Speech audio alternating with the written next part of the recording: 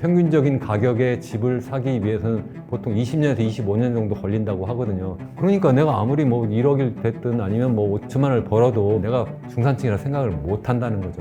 요즘에는 이제 경제 성장률 자체가 지금 0%대로 막 수렴하니까 내 일자리도 포기, 뭐 집도 포기. 또 그러다 보니까 결혼을 또 못하죠. 아기도 못 낳으니까 또 아기 포기. 그럼 이게 젊은 사람들 책임이냐 이거예요. 이건 우리 기성세대 책임이라는 거지. 왜 우리가 이렇게 만들었냐는 거예요. 네, 안녕하세요. 강원대학교 국제무역학과 이현훈 교수입니다. 최근에 제사의 길 연구소를 막 시작을 해서 대표를 맡고 있고요. 동시에 이현훈 교수의 경제포럼이라고 하는 유튜브 채널도 운영하고 있습니다. 여러분 만나 뵈서 반갑습니다. 사실 중산층이 없어지고 사회가 양극화되는 거는 꼭 우리나라만의 그러한 현상은 아니고요. 전 세계적으로 좀 그런 현상이 동시적으로 나타나고 있어요. 제가 좀 전에 제사의 길 연구소를 시작했다고 했는데 제가 최근에 그 출판한 책 제목이 예정된 미래, 부제가 네 가지 뉴 노멀과 제4의 길이에요.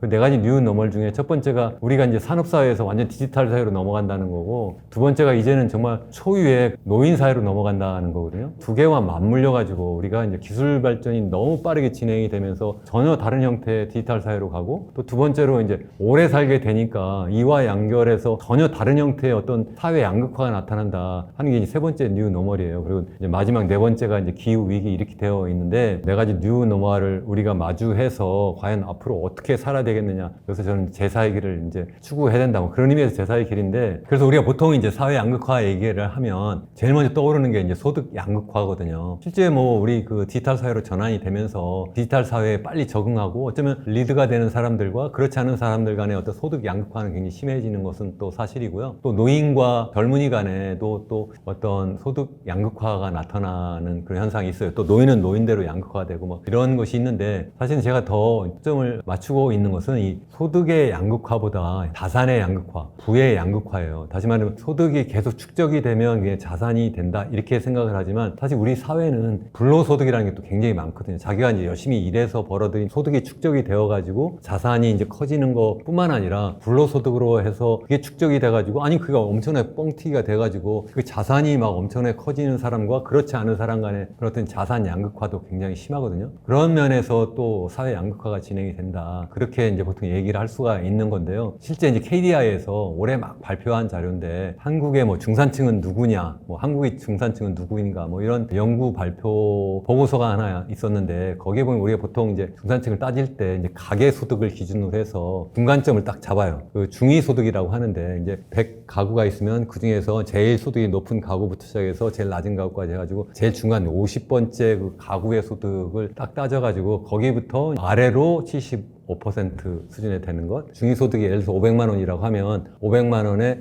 이제 75% 되는 부분부터 시작해가지고 150%까지 되는 사람, 그러니까 750만 원까지 되죠. 그 부분에 들어가는 사람들의 비율이 얼마나 되냐, 그거 갖다가 보통 중산층이다, 거기 들어가는 분들을 이렇게 따지기도 하고, 또 OECD 기준은 또 사실은 중위소득에서 아래로 50%, 또 위로 200% 이렇게 좀 폭을 더 넓히는 경우도 있어요. 그래서 두 가지로 다 우리나라의 중산층을 계산해 보면 이 보고서에 의하면 특별히 떨어지지 않는다는 거예요. 그러니까 중산층의 그 퍼센티지가 줄어들지 않는다. 왜 그러면 사람들이 자꾸 중산층이 없어진다 이런 얘기를 많이 하느냐는 거죠. 실제 최근에 여러 그 언론 통해서도 많이 알려졌습니다만, 우리가 80년대 같은 경우만 해도 사람들에게 당신 중산층이십니까? 이게 물어보면 한 70%, 80%는 다 중산층이라고 생각했다는 거예요. 근데 요즘에는 물어보면 거의 한 40% 남짓? 그 정도밖에 되지 않는 거예요. 거의 절반 가까이 그게 줄어들었어요. 소득 기준으로 보면 중산층이라고 하는 그 그룹이 줄어들지 않았다는 거죠. 그럼 왜 그러냐? 그게 제가 생각할 때는 제일 중요한 것이 좀 전에 말씀드린 것처럼 자산의 불평등이 점점 너무 심해지면서 그런 어떤 중산층 그룹이 좀 줄어드는 것이 아닌가, 그렇게 평소에 생각했는데, 마치 이 보고서에도 보면 이제 자산을 가지고 다시 또 자산도 이제 부자부터 이제 가난한 사람이 있을 거 아니에요. 그래서 제일 가난한 사람부터 제일 부자까지 해서 제일 중간 가계를 딱 잡아가지고 그 가계를 중심으로 해서 다시 또 75%부터 150%까지 또 한번 계산해보고, 또 아니면 이제 50%부터 200% 이렇게 계산해보면, 실제 최근에 이제 한참 집값이 막 올랐잖아요. 2017년부터 시작해가지고 한 2021년까지 막 집값이 엄청나게 올랐는데, 그때는 퍼센티지가 줄어드는 거예요. 그만큼 이제 중산층이 줄어들었다는 거죠. 당연히 그렇지 않겠어요? 집 갖고 있는 사람들은 뭐 그동안 2017년 이후에 집값이 2배가 아니라 뭐 3배까지 서울의 경우에 이렇게 막 올랐는데, 그러한 사람들하고 그렇지 않은 집 한 채도 없는 사람들, 아니면 지방에 있는 사람들, 집이라고 해도 아주 좋은 집 갖고 있는 사람하고 그렇지 않은 연립주택이나 빌라에 사는 사람하고 그 어떤 그 자산의 그 가격 편차가 더 이제 심해졌다는 거죠. 그래서 많은 사람들이 내가 중산층이 아니야 이렇게 생각하는 것 같아요. 예를 들어서 우리나라에 보통 이제 4인 가구 기준으로 하면 우리나라의 중위소득이 얼마나 4인 가구 보면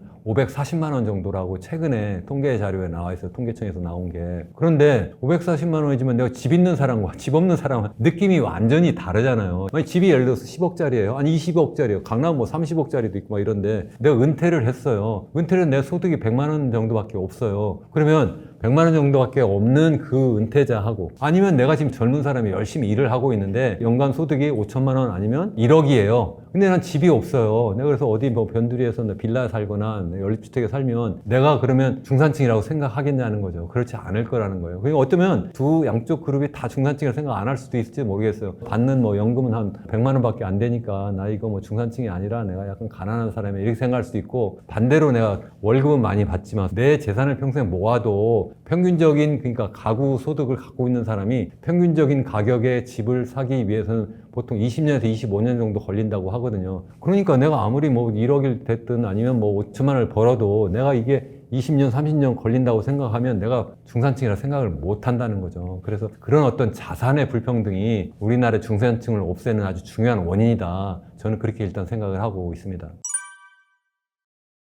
불행 지수가 높은 거는 그러니까 남들과 꼭 비교 그것뿐만 아니라 사실 여러 가지를 따져요. 이제 전 세계적으로 제일 이제 많이 알려져 있는 행복 지수가 월드 해피니스 리포트 해가지고 세계 행복 보고서에서 매년 발표하는 그런 지표예요. 그래서 그건 제가 지금 가져왔는데 우리나라가 한 52위 정도 한다고 하거든요. 52위면 우리나라의 그 1인당 GDP를 따지면 한 25위 정도니까 우리나라의 그 평균적인 국민 소득에 비해서는 상당히 못한 거예요. 그 속에 여러 가지 지표를 보면 개인에게 물어보는 것도 있고 뭐 그 나라의 교육 수준이라든가 그 나라 하우싱이라든가 그 나라의 그 여러 가지 뭐 방법 문제라든가 그런 등등 여러 가지 한 지표가 7, 8개가 이렇게 있어요. 그걸 합해서 이제 평균을 낸 건데 그러니까 어떻게 보면 객관적 지표와 이제 주관적 지표가 이제 같이 들어가 있는데 우리나라 어쨌든 꼭 주관적인 생각뿐만 아니라 객관적인 지표까지도 포함해도 이게 등위가 상당히 떨어진다는 거고 이제 주관적 지표만 제가 따로 이렇게 끄집어 놔 보면 사실 또 등수가 더 떨어지긴 해요. 약간 더 떨어지긴 하는데 평균적인 등수가 전반에 낮은 거는 꼭 주관적으로 우리가 불행하다 생각하는 것뿐만 아니라 객관적인 지표로도 상당히 그런 것이 많다. 그래서 이거 이제 세계 전체를 보고할 때 보는 지표고 이거 말고 우리나라 이제 OECD 회원국이니까 OECD 국가들만 대상으로 해서 따로 또 이제 비슷한 삶의 만족도 지표라는 게 있어요. 이게 이제 Better Life Index라고 하는데 그러니까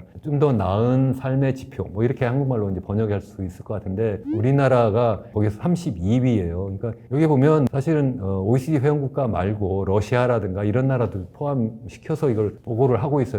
왜 러시아를 포함시켰는지 잘 모르겠는데 특이한 거는 우리나라가 32위인데 러시아가 33등이에요. 그러니까 우리나라의 삶의 만족도가 러시아 정도 수준밖에 안 되나 좀 의외다 이렇게 생각을 하는데 여기도 이제 여러 가지 세부 지표가 있긴 한데 우리나라가 상대적으로 어쨌든 불행하다 많은 사람들이 이렇게 생각을 한다는 거죠. 상대적으로 이제 행복하다고 느끼는 사람들은 이미 잘 아는 것처럼 주로 스칸디나비아에 있는 주로 그런 나라들이에요. 그래서 좀 전에 말씀드린 세계 행복 보고서에서 보면 핀란드가 지난 한 7, 8년 동안 계속 1등이에요. 뿐만 아니라 여기 나와 있는 뭐 덴마크, 아이슬란드, 스웨덴 주로 이제 북유럽파에 있는 유럽 국가들이죠. 그리고 여기 OECD Better Life Index도 보면 노르웨이, 아이슬란드, 뭐 스위스, 스웨덴, 핀란드 대부분 다 유럽 국가들이긴 한데요. 우리나라는 좀 밑으로 쳐져도 좀 많이 쳐졌다. 이제 그렇게 이제 보통 일반적으로 이야기를 하죠.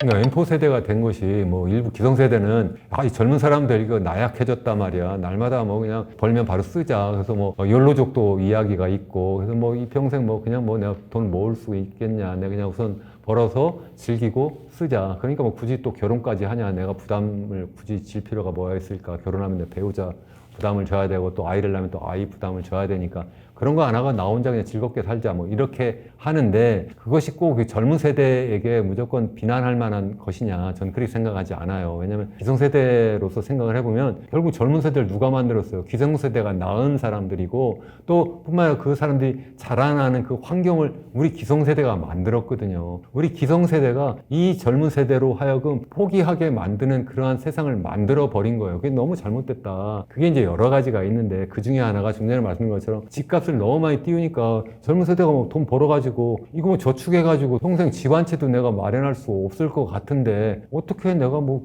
열심히 저축을 하겠냐, 그냥 먹고 쓰고 그냥 놀아야 되겠다 이런 생각도 할 수도 있다는 거고요. 또 우리나라가 워낙 또 서열을 너무 중요시해가지고 특수 직업군으로 가지 않으면 나머지는 다 그냥 실패한 사람처럼 이렇게 치부하니까 거기에서 아 이럴 바에야 내가 그냥 그래 난 그냥 이렇게 난 즐기면서 살아야 되겠다 이런 마음도 있지 않았을까. 실제 왜 그런 생각을 하냐면 제가 대학을 졸업할 때만 해도 그냥 누구나 사실은 요즘 얘기하는 대기업 다 그냥 서너 군데 중에 골라서 갈 수도 있었을 뿐만 아니라 저축해가지고 내가 그거 가지고 조그만 집부터 시작해가지고 이렇게 옮겨가다 보면 나중에 어엿한 내 중산층이 된다는 막연한 그런 희망이 있었어요. 근데 요즘은 그런 게 있냐는 말이에요. 그때는 집값도 그렇게 비싸지도 않았고 하니까 내가 좀 모으고 나중에 또 약간 담보 대출 받고 그래가지고 내가 조그만 집 사고 또 그다음에 옮겨가고 뭐 이렇게 하면 됐는데 지금은 그게 아예 불가능하다. 그러니까 이번 생애에서는 도대체 내 집을 마련할 수 없다. 그러니까 대부분 M4 하는 게 아니냐. 그러니까 M4가 사실 뭐 여러 가지 포기한다는 거잖아요. 제 생각에는 뭐 일자리도 포기도 하고 당연히 일자리가 굉장히 어려워요. 우리나라가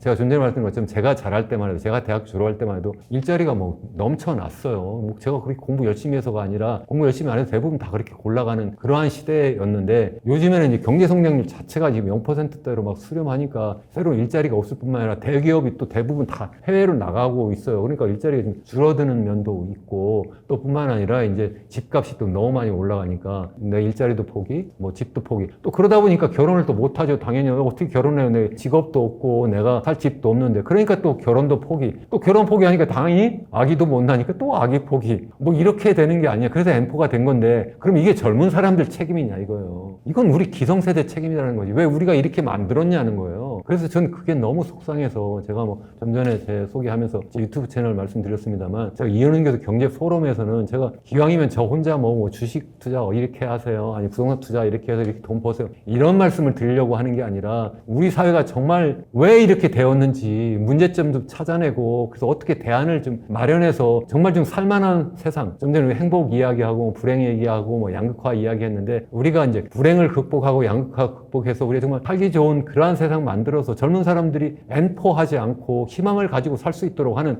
그런 세상 만드는 게 제 정말 꿈이고 목표거든요. 그런 거를 좀 해보면 좋겠다. 좀 그런 생각을 합니다. 다시 말씀드리면 제가 이제 그 젊은 사람들한테 그런 면에서는 좀 나는 뭐 비난하는 것보다는 도리어 좀 우리 기성세대가 좀 미안해야 되는 것이 맞지 않을까. 저는 그렇게 생각합니다. 저부터도 정말 미안하게 생각합니다.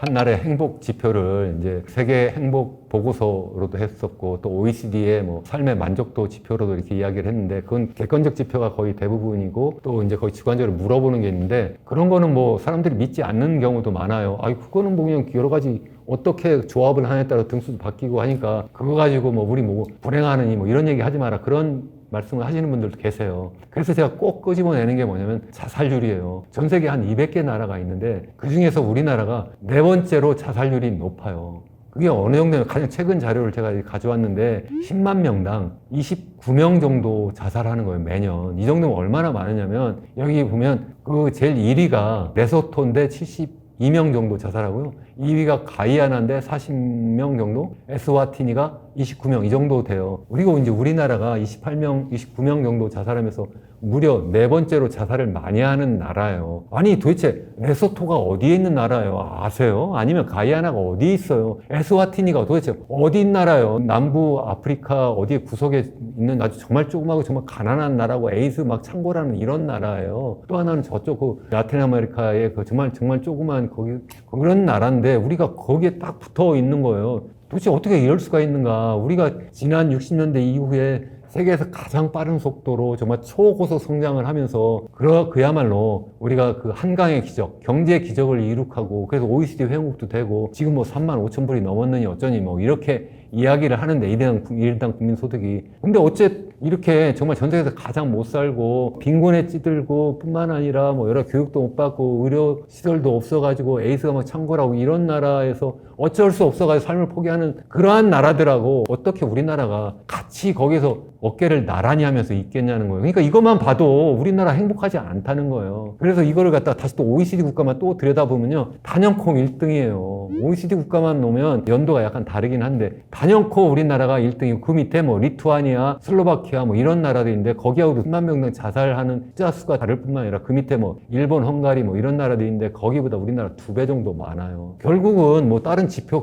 끄집어내지 않아도 사람들이 많이 자살하니까 그게 불행하다는 거예요. 근데 또 그 속을 또 들여다보면요. 누가 자살하냐 하면 연령대별로 보면 우리나라는 주로 고령층 80대 이상, 70대 이런 노인분들이 자살을 많이 하세요. 사회적으로 그분들을 제대로 챙겨주지 못하니까 그분들이 어쩔 수 없이 그냥 삶을 자기 스스로 끝넣어버리는 거예요. 어떻게 이런 세상에 살면서 우리가 뭐 괜찮은 것처럼 마치 선진국인 것처럼 그렇게 웃으면서 살 수 있냐는 거예요. 그래서 노인분들에게도 정말 죄송하고 또 젊은 사람들한테는 또 젊은 사람들한테 정말 죄송하다. 나는 그래도 경제활동하고 나는 그래도 먹고 살만하니까. 그런 마음을 우리 좀 그래도 정치인들이라든가 아니면 정부 공무원들이라든가 중산층 좀 살만한 분들은 그렇게 생각해야 되는 게 아니냐. 전 정말 그렇게 생각합니다. 그냥 매일 그냥 뭐 하루 자고 나니까 집값이 올랐니 말랐니 그거 가지고 자기가 행복 지표를 만들려고 하는 아니면 내가 어느 대학 나와가지고 내가 지금 뭐 하고 있어가지고 어깨 이렇게 뭐 의식되고 사는 게 그게 중산층이냐는 거죠. 그게 아니라는 거죠. 어쨌든 행복한 사회를 만드는 게 너무 중요하기 때문에 중산층 이야기도 한 거고 사회 양극화 이야기도 했는데 자살률 이런 거 생각하면 정말 걱정이다 이런 생각을 정말 해보고 하나 더 말씀을 드리면요. 또 우리나라가 불행한 나라인 이유가 좀 전에 잠깐 언급했습니다만 우리나라의 혼인율 아니면 합계 출산율이 또 전 세계에서 또 가장 낮아요. 왜 그렇겠어요? 아까 N4 이야기 하면서 뭐 이 젊은이들이 도대체 미래에 희망이 없으니까 도대체 일자리도 없고 도대체 뭐 어디 들어가서 누워 잘 때도 없고 또 뿐만 아니라 나중에 뭐 애 키우려면 뭐 완전히 뭐 엄청난 치열한 경쟁 막 서열 사회에서 거기서 내가 제대로 할 수도 없고 막 이러니까 아기를 또 낳을 수도 없잖아요. 또 여성의 경우에는 또 더군다나 또 우리나라 일과 가정의 어떤 양립도 잘 안 되어 있어요. 우리나라 교육은 또 많이 받았는데 여성들이 뭐 그래서 또 이제 그런 문제도 있고 이런 것들이 막 복합적으로 막 되어가지고 우리나라 또 젊은이들이 결혼을 또 안 하고 아이를 안 낳으려고 하거든요. 그러니까 다시 말씀드리면 우리나라가 행복하지 않고 불행한 이유는 행복 지표 굳이 끄집어내지 않아도 나이 드신 분들이 스스로 목숨을 끊는 게 제일 높고 젊은 사람들이 결혼 못하고 아이 못 낳는 그게 바로 우리나라가 행복하지 않고 불행한 사회라는 징표 아니냐는 거죠. 그렇지 않습니까?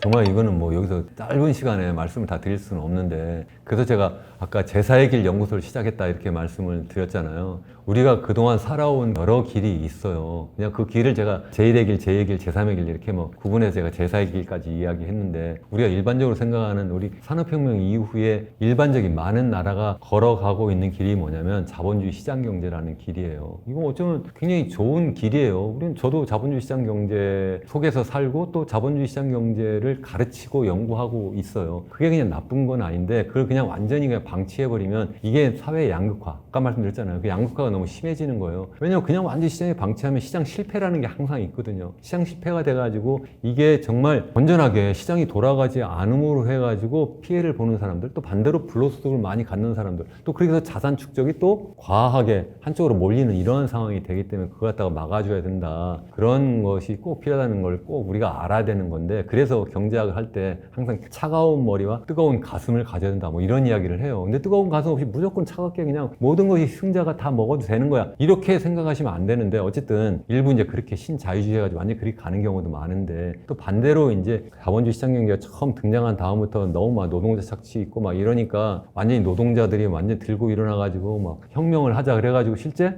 사회주의 그러한 계획경제 그러한 세상도 만들었잖아요. 그게 구소련이고 구동구권 국가고 중국이고 지금 북한이에요. 또 그렇게 해보니까 그 속에서 독재도 나타나고 그 속에서 보니까 또 다른 형태의 사회 양극 거기다가 또 그 경제가 효율적이지 못하니까 자본주의 시장 경제하고 경쟁이 또 지고 그러니까 거기 자멸해 버렸는데 이제 그래서 이제 그걸 제2의 길이라고 제 이름을 붙였는데 토니 블레어 같은 사람이 제3의 길이라는 걸 막 이렇게 만들었잖아요. 그래가지고 90년대 후반부터 시작해가지고 좀 전에 말씀드린 것처럼 자본주의 시장 경제 좋은데 기왕이면 따뜻한 가슴을 좀 갖자. 그래서 따뜻한 자본주의 한 것이 제3의 길이에요. 근데 그러다 보니까 양쪽에서 막 비난을 받고 근데 어떤 실질적인 대안이 뭐냐 뭐 이런 이야기를 비평을 하게 되다 보니까 좀 약간 지리멸렬한 면도 있는데다가 또 기후위기 문제도 막 있고 그래가지고 제대로 문제를 해결해 나가지 못해서 그냥 거의 사라진 것처럼 돼버렸어요. 적어도 그 이름으로는. 요즘에는 이제 지속가능한 발전이라고 하는 그러한 개념을 유엔이 들고 나섰고 경제도 중요하지만 사회 형평성도 중요하고 환경의 지속가능성도 중요하다 뭐 이런 이런 이야기도 이제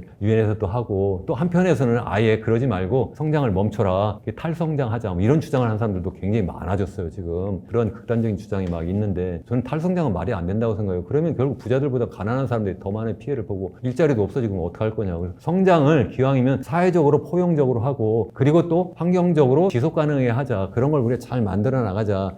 그게 이제 유엔에서 하는 지속 가능한 발전하고 비슷한데, 체계를 잡는 것이 이제 제가 만든 제 사의 길인데, 그래서 그거를 제가 이제 전 세계에 나가서 프로모션 하는 게 제가 갖고 있는 하나의 미션이에요. 그러니까 좀 전에 말씀드린 자본주의 시장 경제라든가, 아니 사회주의 계획 경제라든가, 제3의 길이라든가, 아니 탈성장, 이런 것들이 다 유럽 사람들, 서구라파 사람들이 만든 거거든요. 그게 그동안 산업혁명 이후에 이 세상을 나름대로 주도해서 끌어왔는데, 보니까 여러 가지 전 세계적인 사회 양극화, 전 세계적인 기후위기를 막 불러오고 있잖아요. 그래서 이걸 극복하는 새로운 길, K 이데올로기, 그게 이제 제사의 길이다. 그걸 제가 이제 만들었다, 이렇게 과감하게 말씀드리는데, 굉장히 사실은 뭐 단순하진 않다. 적어도 어쨌든 성장을 하되 사회적으로 좀 포용적으로 하면 좋겠다. 환경적으로 좀 지속 가능하게 하자. 좀 그런 식으로 해야 되지, 무조건 그냥 승자독식으로 하면 안 된다. 이제 그런 말씀을 꼭 드리고 싶습니다.